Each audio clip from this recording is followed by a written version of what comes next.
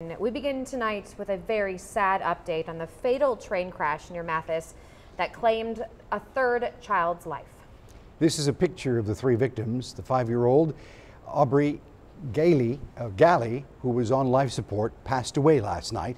The crash took her life and two others, 12-year-old Aiden Posada and 8-year-old Jacoby Posada. Bill Churchwell joins us now with the very latest. Bill?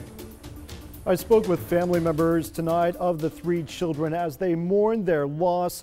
They tell me that the three children, all siblings, were on their way to Mathis for a fishing trip when the car they were in was impacted by that train.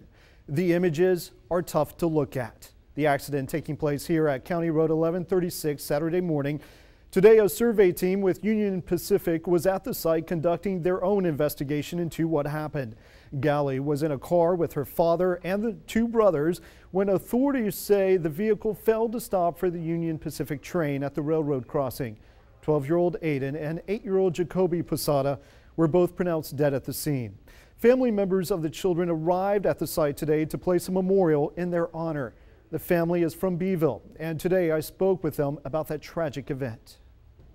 We have our moments where we're okay, and then we have moments where we're still in shock. But for the most part, we're trying to, do right by all the kids and stay strong and do what has to be done to lay them to rest. According to DPS, an initial investigation shows that the little girl was not buckled into a car seat and at least one of the boys was not wearing a seatbelt.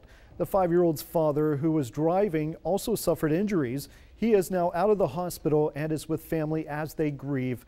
Just a very sad situation overall, and the family says they have received an overwhelming show of support from the Beeville community.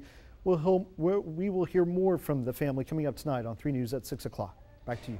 Yeah, okay, thank you, Bill, for that. And yes, the entire community of Beeville, my hometown, is shaken tonight following the loss of the 3 young members of that community. The Beeville Independent School District released a statement saying they are saddened by the passing of the 3 children and that campus crisis teams and counselors, well, they're helping staff and students through this difficult time. Even neighboring Pettis ISD has offered to help in any way they can.